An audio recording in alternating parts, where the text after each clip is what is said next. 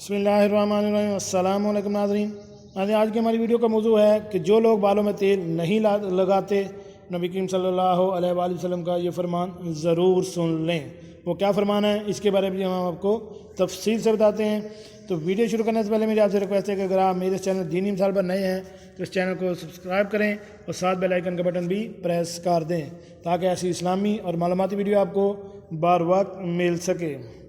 جی ناظرین، اللہ تعالیٰ نے انسان کو بالوں جیسا کے ساتھ خوبصورتی عطا فرمائی اور اپنے حبیب صلی اللہ علیہ وآلہ وسلم کی زلفوں کا تذکرہ قرآن پاک میں واللیل سے فرمایا۔ اور ایک عام سا قاعدہ ہے کہ ہر چیز کی خوبصورتی تبھی برقرار رہتی ہے جب اس کی خوبصورتی کا خیال رکھا جائے۔ اگر انسان بالوں کا خیال رکھتا ہے اور بالوں کو سنوارتا ہے، یہی بال اس انسان کی خوبصورتی میں اضافہ کرتے ہیں۔ اور اگر یہ انسان ان بالوں کا خیال نہ رکھے تو اس کے بال بکھرے ہوئے ہوں تو خود ہی سوچیں وہ کیسا محسوس کرے گا۔ آپ کو سر اور بالوں میں تیل لگانے کے چند فوائد کے بارے میں بتاتے ہیں، پھر اس کا اسلامی پہلو واضح کریں گے۔ یاد رکھیں کہ باقاعدگی سے بالوں میں تیل لگانے سے بال نرم و ملائم اور چمکدار ہو جاتے ہیں۔ اس کے علاوہ بالوں کو بڑھنے کے لیے روزمرہ کی بنیاد پر وٹامن اور دیگر اہم اجزاء کی ضرورت بھی ہوتی ہے۔ اس کے لیے بالوں میں تیل لگانا انتہائی ضروری ہے۔ بالوں میں تیل لگانے سے دوسرے کیمیکل مثلا شیمپو کے نقصان سے بچا جا سکتا ہے۔ تیل کے ساتھ ساتھ میں مساج کرنے سے آئل بالوں کی جڑوں تک پہنچ جاتا ہے اور بہتر طریقے سے جذب ہوتا ہے۔ آپ کے سر میں خون کی گردش کو فروغ دے کر آپ کو سکون کا احساس دلاتا ہے۔ باقاعدگی سے تیل لگانے سے جڑیں مضبوط، بال لمبے اور صحت مند ہو جاتے ہیں۔ اگر بال بوڑھے ہو کر کمزور ہو جائیں اور آسانی سے ٹوٹنے لگیں تو اس کی وجہ پروٹین کی کمی ہے۔ زیتون اور بادام کے تیل کی مدد سے پروٹین کی طاقت دوبارہ بحال کرنے میں مدد ملتی ہے۔ تیل کی مدد سے بالوں کو بے جان روکھا، دو منہ کا اور گرنے سے بچایا جا سکتا ہے۔ دو منہ والے بالوں کا ایک اہم مسئلہ ہے جو پروٹین کی کمی کا نتیجہ ہے، اور باقاعدگی سے تیل لگانا اس کا آسان حل ہے۔ نیم گرم تیل کے مساج سے سر میں خون کے بہاؤ کو فروغ اور دماغ کو سکون ملتا ہے۔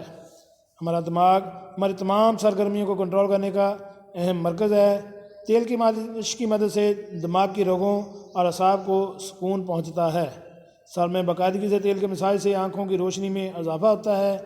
خشکی بالوں کی خرابی اور گرنے کی اہم وجہ ہے۔